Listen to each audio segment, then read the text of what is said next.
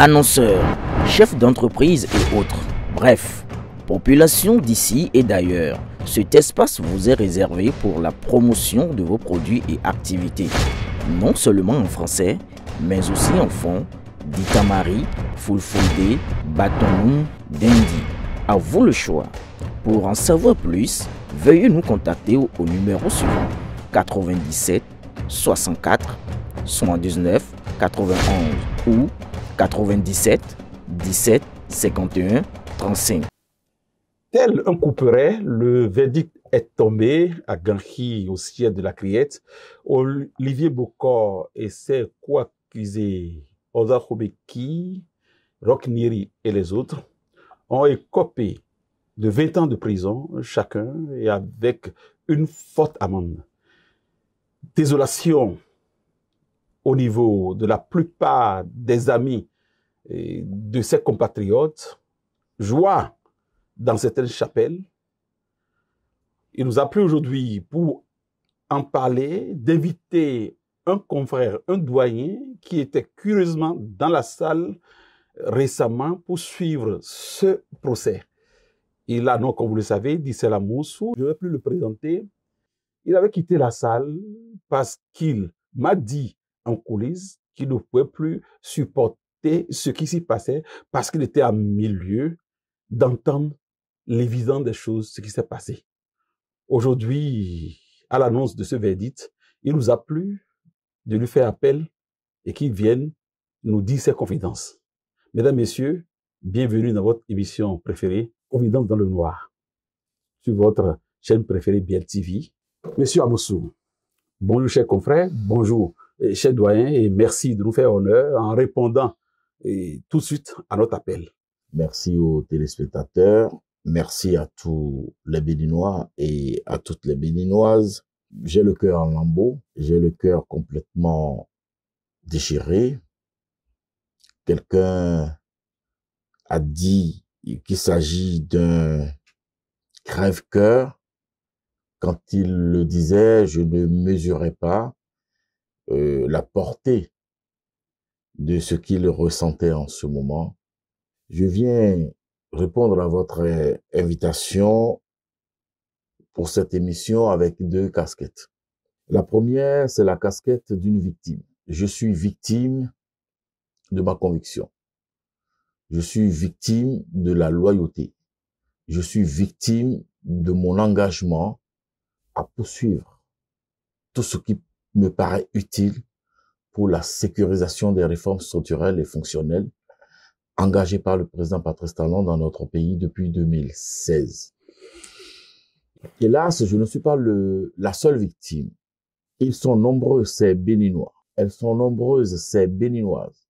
Oui. Et monsieur Dissel, avant de revenir à votre sentiment personnel, j'aimerais savoir pourquoi, alors que le procès se déroulait très bien, vous qui étiez là-bas, peut-être comme journaliste, si vous voulez bien, ou peut-être comme quelqu'un qui est plus ou moins sympathisant aux amis en difficulté, vous êtes sorti de la salle. En vérité, je ne suis pas allé dans la salle les premiers jours où le procès a démarré. Oui. Je n'en avais pas la capacité mentale. Je n'avais pas le courage d'y aller. Et figurez-vous, lorsque cette affaire a commencé, mon intime conviction me disait que j'étais en face d'un film d'une mauvaise écriture scénique. Je me disais que j'étais en face d'un jeu politique. Je me disais qu'on voulait noyer des chiens. Je me disais qu'on accusait à tort mes frères de rage pour les noyer. Tellement ma conviction était forte que je m'étais refusé à prendre position ni à charge ni à décharge. Et le procès a commencé. Les premiers jours, les premières heures, il y a eu les accrochages sur le plan juridique. Tout ça, je regardais de loin. Mais lorsqu'on a annoncé le périple des témoins, j'ai décidé, comme ça, sur un coup de tête, d'aller dans la salle, d'aller à la criée.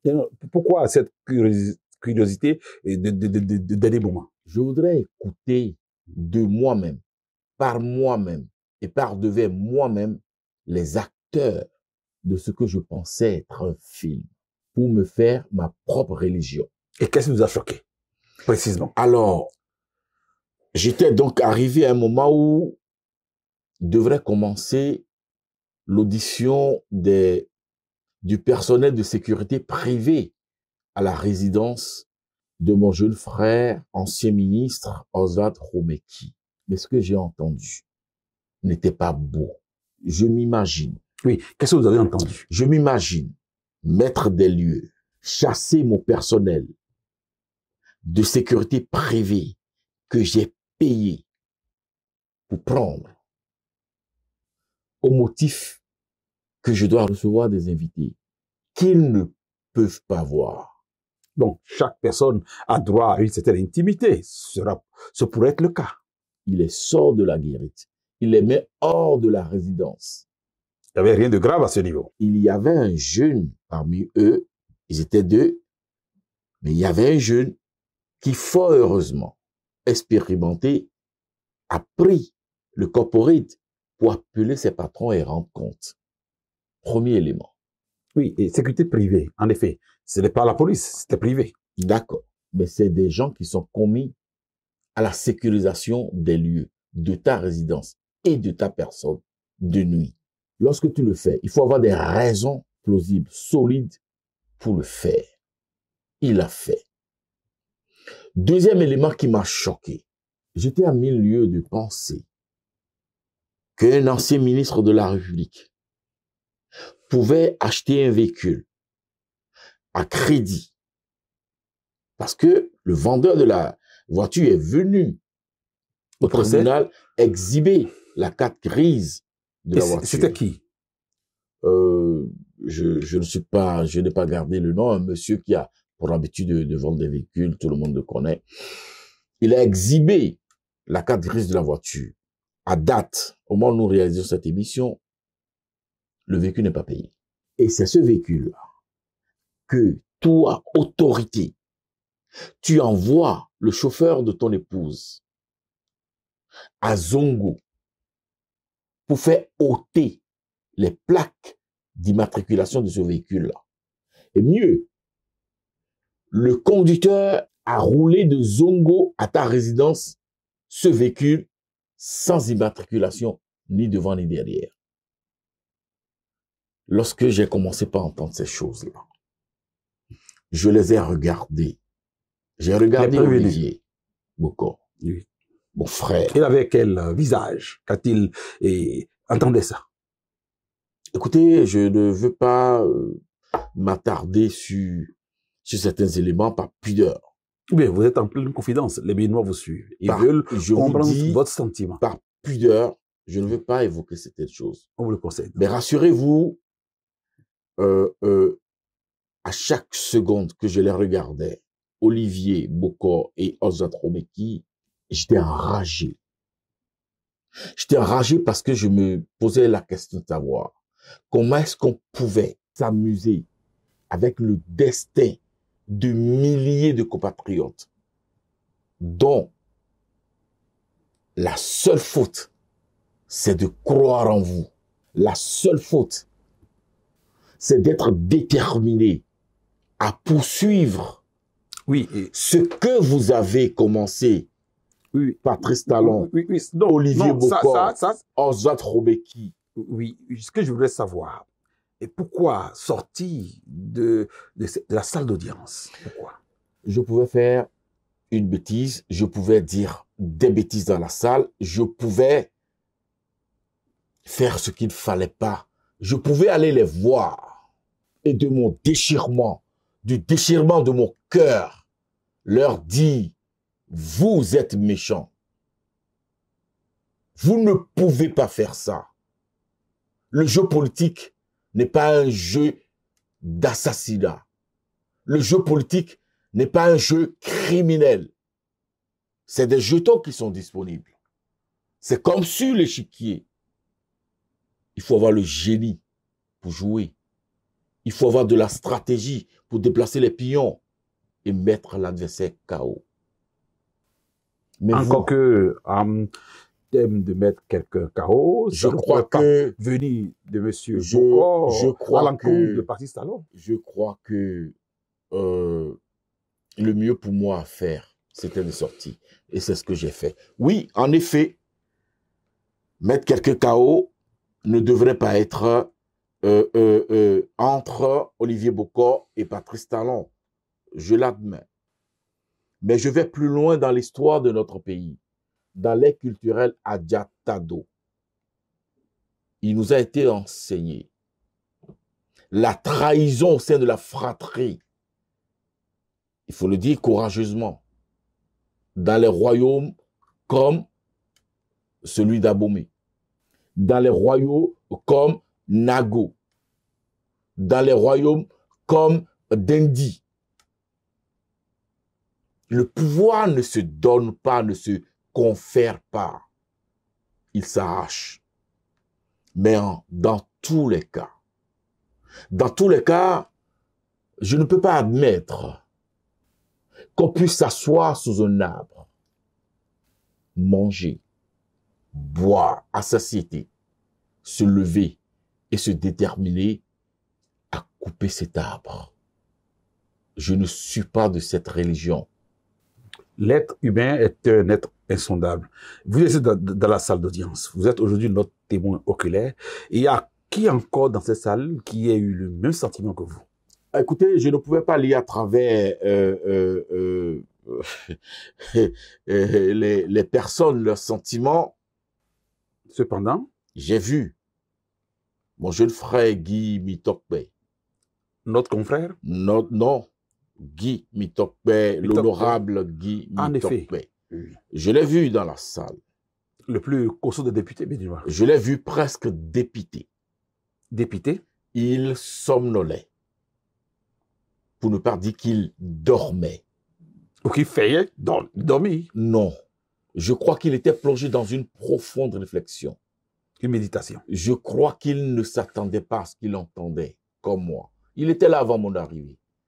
C'est lui, d'ailleurs, qui m'a fait de la place devant lui pour que je puisse, debout, pendant 60 minutes au minimum, subir ce qui a été. J'avoue que nous avons du travail. Oui, en Afrique, oui, l'histoire de la trahison nous a été enseignée Guy Mitokpe, dans d'autres contrées. Guy Mitokpe, il somnolait, il était déçu. Il n'a pas lâché un petit mot que le journaliste que vous êtes pouvait nous communiquer maintenant? Non, je n'ai pas entrepris des échanges avec lui. Parce que si je dois parler de quelqu'un... Parce qu'il avait dit, il n'avait pas reconnu, lui non plus l'avait reconnu, l'effectivité de cette tentative. Je crois que si vous l'interrogez aujourd'hui, il aura la main sur le cœur, le même sentiment que moi. Je n'ai pas voulu engager un débat avec lui, je n'ai pas voulu échanger avec lui, parce que nous étions dans la salle de l'audience, les auditions se poursuivaient, on ne pouvait pas, on ne disposait pas du temps matériel pour échanger. Mais je l'ai regardé. À la lumière de ce que vous avez entendu et qui vous a déçu, est-ce que vous avez déjà prévu que le verdict irait à 20 ans de prison? Alors, lorsque je suis sorti de là, j'ai produit une dizaine de fois une chronique. Pourquoi une dizaine de fois? À chaque fois, je supprimais. Mon cœur insistait. Je reprenais. Je réeffaçais. Et puis, le lendemain, je me suis déterminé à dire ce que je ressentais. Et en résumé, qu'est-ce que vous avez dit? Moi, je l'ai lu, mais nos téléspectateurs aimeraient ma peine, le savoir. Ma peine et ma déception. Je suis profondément peiné. Je suis déçu de vivre cela. Vous savez, autrement dit, vous ne connaissez pas qui était Olivier Bokor alors que vous étiez avec lui. 90% des Béninois ne connaissaient pas Patrice Talon avant 2016. Je ne connaissais pas Abdoulaye Biotchane, le président du Bloc républicain, lorsque Votre parti, président. mon parti, lorsque j'ai décidé de faire mon entrée en politique et de choisir le Bloc républicain. Très peu connaissaient Nicéphore Soglo à la Conférence nationale des forces vives de la nation. On ne peut pas dire, demander à tous les militants, sympathisants, des citoyens qui s'engagent, qui se déterminent en politique, de chercher à connaître, institut personné, tous les leaders. Un homme politique, c'est un discours, c'est un comportement. Voyez-vous? Et ma peine demeure grande parce que vous ne pouvez pas vous imaginer le nombre de Béninois aujourd'hui qui se retrouvent dans un total désarroi. Je vais vous faire une confidence puisque nous sommes sur une émission de confidence. Merci, cher confrère. Quelques heures après la publication de ma chronique, ma peine, ma déception, j'ai reçu un coup de fil d'un jeune frère. Qu'il m'en excuse, je vais en parler. Je vais en parler pour lui.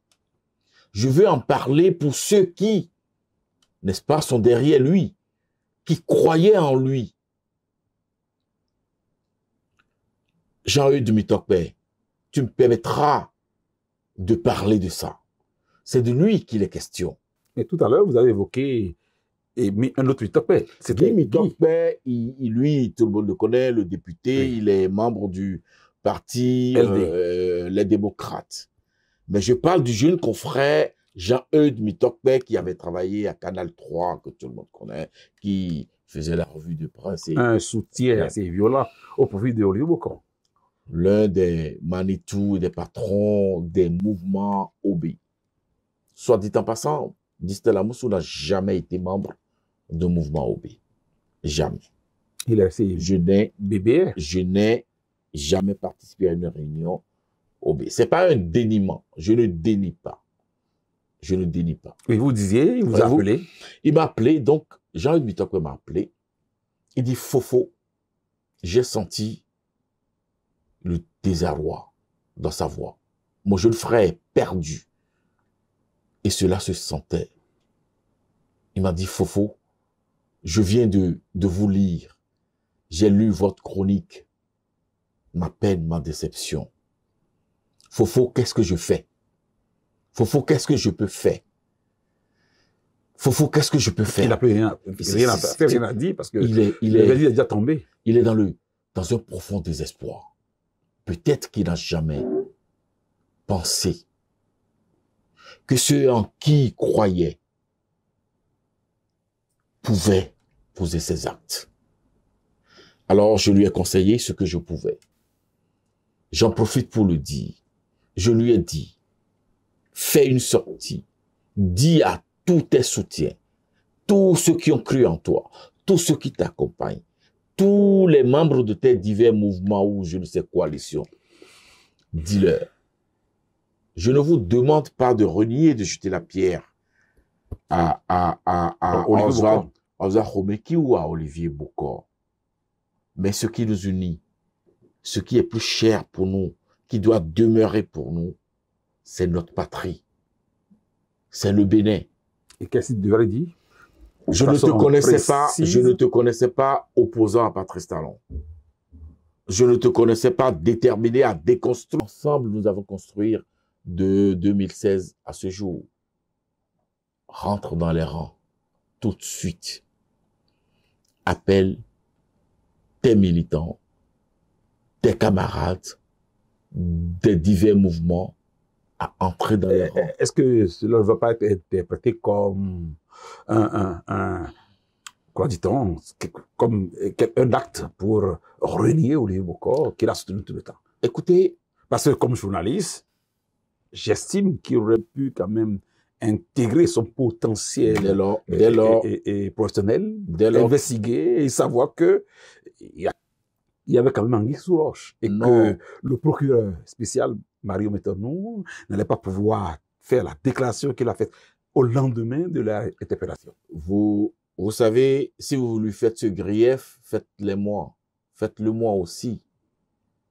Je suis censé... journaliste, je n'ai pas de grief à faire contre quelqu'un. C'est pour vous dire quoi? Pour vous dire que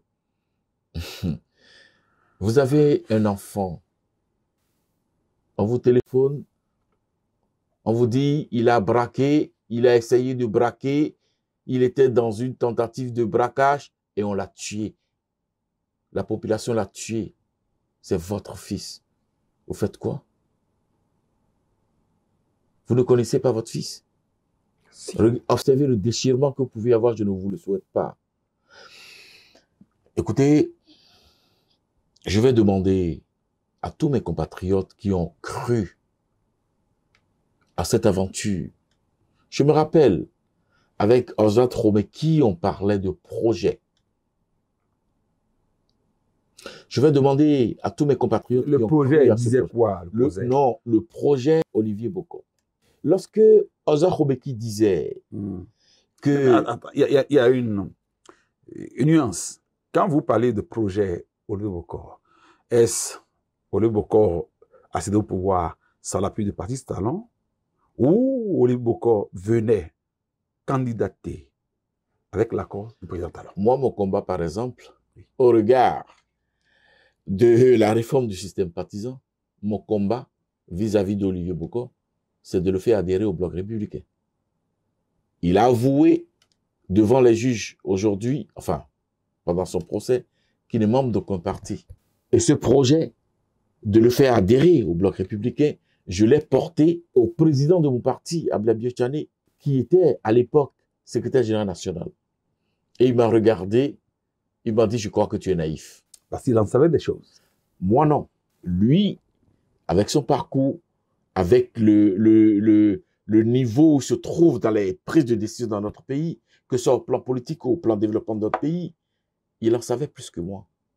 Mais fougueux, moi, déterminé, moi, convaincu que c'était le meilleur jeton. J'entreprenais à le faire venir au bloc républicain. J'entreprenais à convaincre le président de mon parti à m'accompagner dans son arrivée. Malheureusement, tout cela est derrière vous. Monsieur Dissela Moussou, 20 ans de prison. C'est pas trop fort, selon vous? Autant historique, pendant que nos rois régnaient, lorsque vous trahissez, c'est la peine capitale. C'est Migan qui jouait son rôle. Il déposait votre tête. La sentence de la trahison dans la fratrie, c'est la mort. Heureusement. La sentence dans la trahison, la sentence dans la trahison dans le royaume, c'est la mort. La sentence de la trahison pendant des expéditions de guerre, lorsque vous pactisez avec l'ennemi, c'est la mort. Nous sommes aujourd'hui dans des États modernes. Où les peines de mort sont bannies. Sont bannies. Écoutez, je ne dirai pas que c'est peu, je ne dirai pas que c'est trop, mais le déchirement de chaque cœur, de ces milliers de Béninois qui ont cru à ce projet, personne, enfin très peu, pouvait admettre que si c'était bien fait, bien ficelé, avec la bénédiction du président Patrice Talon. Roch Nigeri, vous le connaissez? Je ne l'ai jamais croisé dans ma vie. Lui aussi, il a eu 20 ans. Votre sentiment? Je ne connais pas. Par rapport à lui, je n'ai pas de sentiment. Et Romeki? C'est mon jeune frère.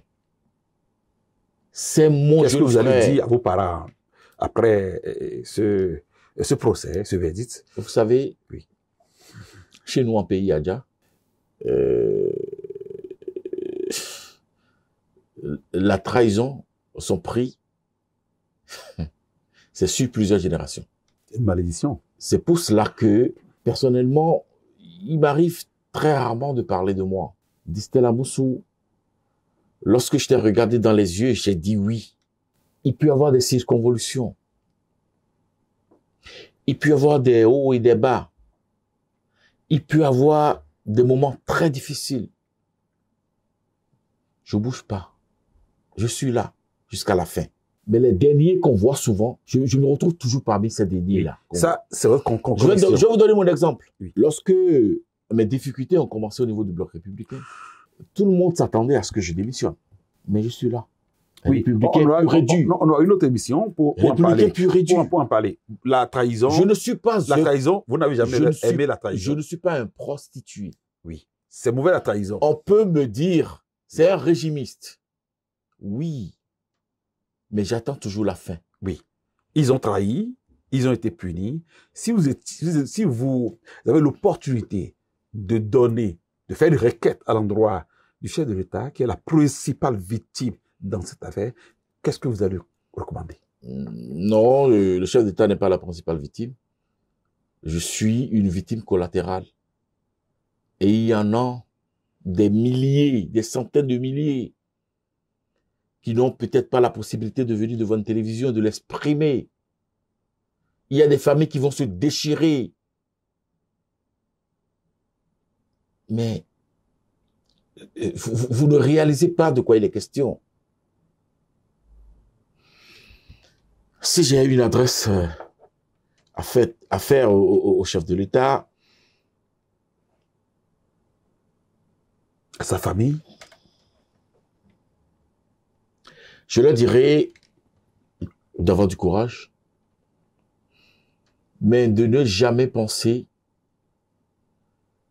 que Jean-Pierre en fait, que Jacques-Paul pourrait en faire autant. Parce que cette histoire convoque la loyauté au sein de la mouvance. Cette histoire convoque la franchise militante. Cette histoire convoque la véracité du contenu de l'engagement politique. Et c'est une histoire qui risque d'impacter notre pays sur plusieurs générations.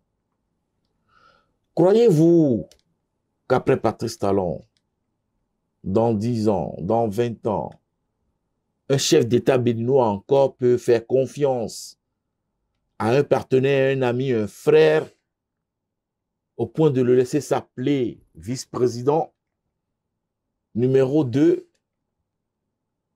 Plus personne. Vous qui m'interrogez, demain si vous devenez président de la République, je crois qu'il vous serait très difficile d'avoir un collaborateur à qui vous allez laisser les coudées franches, comme Patrice Talon l'a fait pour Olivier Bokor. Moi, je ne ferai pas de toutes les façons. De toutes les façons, je vais hésiter à le faire. Mais si je dois le faire, je mettrai les garde-fous nécessaires. Bon, nous parlons de Olivier Bokor. Il en est de même pour Oswald Romeki. Vous pensez que beaucoup de chefs d'État... Lui, c'était le fils du chef d'État. Beaucoup de chefs d'État peuvent continuer à sortir des jeunes comme ça, du néant,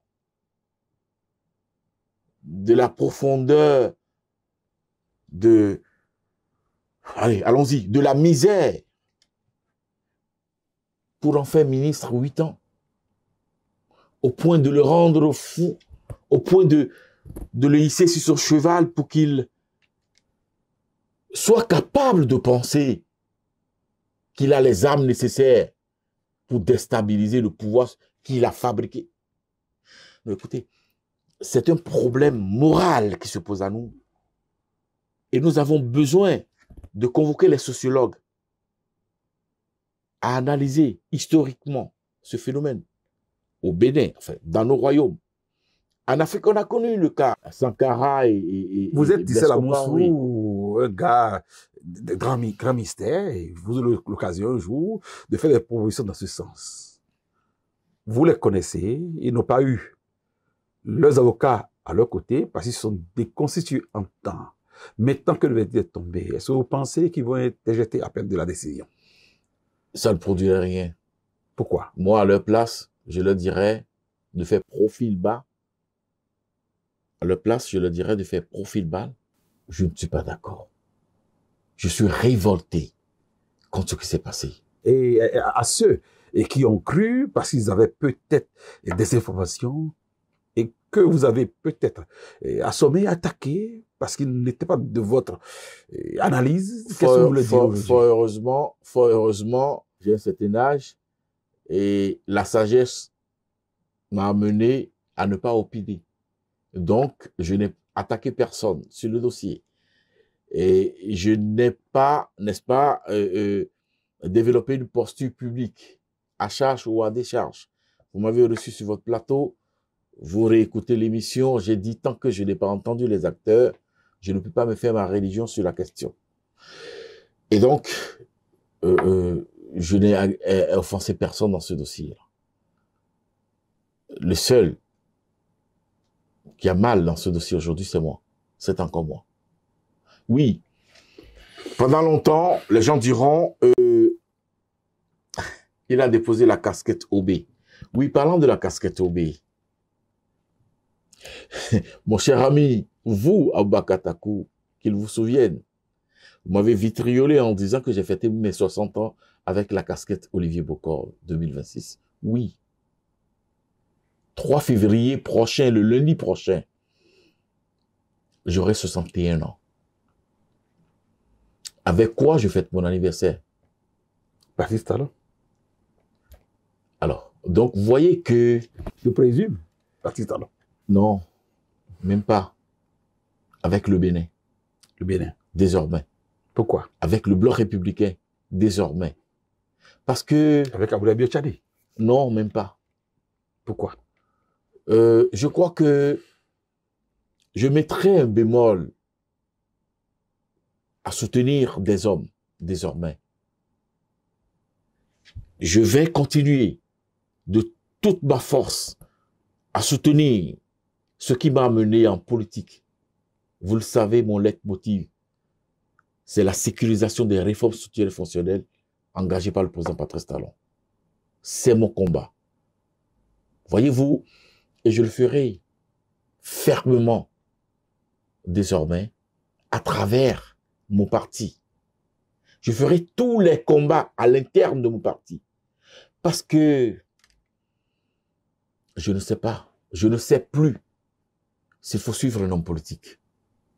Oui, parlant de combat, Monsieur Talon, si nous entrons dans un contexte de nouvelle république, aurait des droits pour se porter candidat pour un second mandat. Nous n'en sommes pas encore là. On a parlé peut-être parler de projet. De la sécurisation et des réformes structurelles et fonctionnelles. Pourquoi je vous ai posé cette question et j'aimerais, vous êtes analyste. Oui, dans tous les cas, dans tous les cas, mon combat sera déterminé.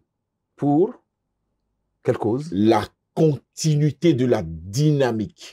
Et quand vous dites continuité, vous voyez la même personne ou bien une autre personne pour rester dans son esprit? Déjà que, vous savez que aujourd'hui la confiance est en mal au Bénin, est-ce qu'il pourrait avoir confiance dans quelqu'un? Pour qui connaît? Ou, puisque si la Cour en arrive à dire ce qu'elle pense de la préoccupation de notre aîné Christian Laïndé et qu'elle nous disait que nous sommes déjà dans une république, vous souhaiterez avoir Patrice Talon qui quitte sa retraite tant voulue pour se sacrifier de nouveau pour le Bénin? C'est votre avis? J'aviserai. J'aviserai, mais pour qui connaît Patrice Talon, il n'est pas narcissique. Patrice Talon, c'est un homme de réseau. L'un des meilleurs styles de son management, c'est le faire faire.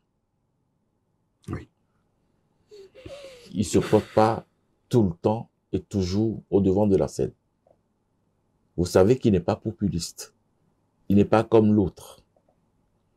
Il ne veut pas à lui seul les lauriers.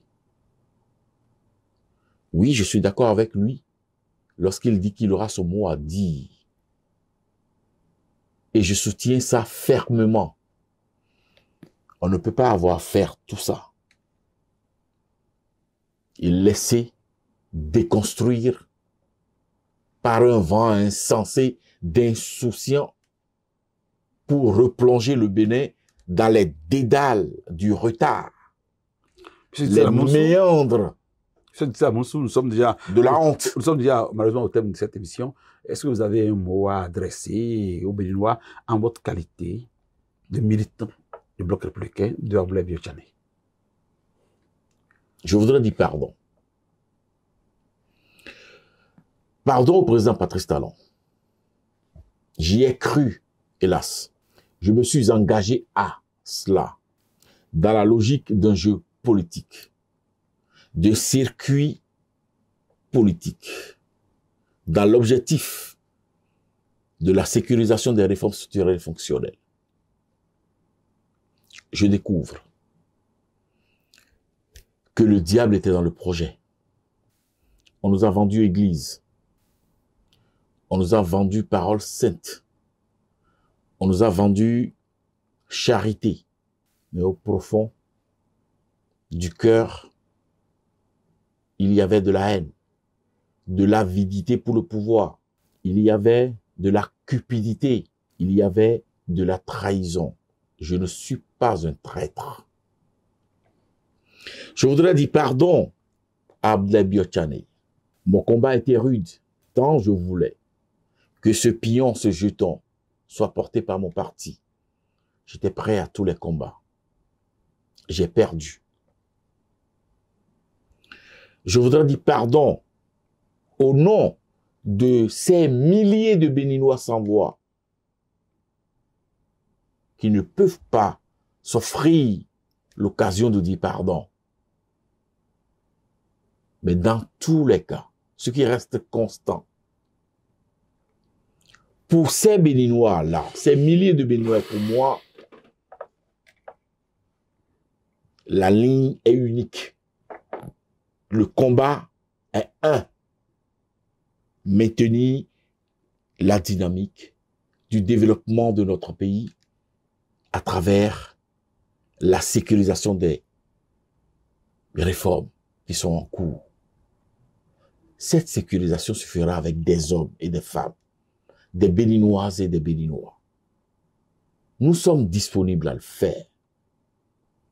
Au nom des autres, que je ne connais pas, des multiples OB 2026, organisations militantes, s'ils en ont l'occasion, qu'ils me suivent à travers mon discours, ma logique. S'ils n'en ont pas l'occasion, je le fais en leur nom. C'est avec nous, ensemble avec nous, que nous allons construire le Bénin. Car pour nous, Olivier Bokor n'était pas adversaire de Patrice Talon. Non, on ne pouvait pas s'imaginer. Merci, cher invité. Nos téléspectateurs vous ont écouté, ils vous ont bien cerné. Et mesdames, messieurs, mon invité a demandé pardon au chef de l'État, demandé pardon à son président, le président de son parti politique, le Bloc républicain, Abdoulaye Biotchane. Il a demandé pardon aux Béninois parce qu'il s'était engagé dans une conviction qui, hélas, n'en est pas une. Vous l'avez entendu quand il lui a été posé la question de savoir s'il faut envisager une clémence à l'endroit des messieurs fraîchement condamnés. Il a insisté sur la notion de la trahison pour dire, pour rappeler que dans l'histoire, c'était impardonnable. Vous avez compris, mesdames, messieurs, qu'il est déçu, ce sentiment qu'il a fait sortir du tribunal lorsque les collaborateurs et Robetier et Olivier Bokor passaient à la barre. Je crois que ce sentiment est partagé par tous les Béninois. Désolation, mais espoir que la notion de l'honnêteté va revenir encore en tous les Béninois et qu'on peut espérer. Mesdames, Messieurs, merci de nous avoir suivis au cours de ce périple que nous avons fait un peu avec un pincement dans le cœur. Merci de nous rester fidèles. C'était Confident dans le Noir que nous avons fait dans le studio Honorable Robert Bihan. Merci à vous.